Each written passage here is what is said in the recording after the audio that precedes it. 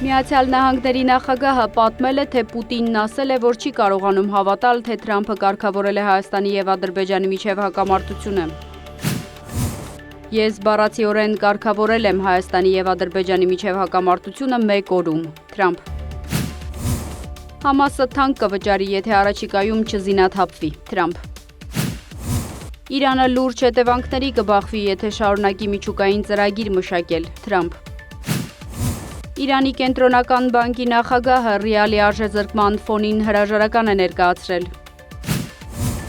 Թուրքիայում իսլամական պետությանն անդամակցելու համար կասկածվող 357 մարդ է ձերբակալվել։ Ելլիքայա։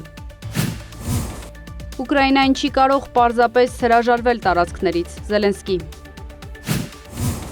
Եմենը 90 օրով արտակարգ դրություն է հայտարարել եւ պահանջել Արաբական Միացյալ Էմիրություններից զորքերը դուրս բերել 24 ժամում։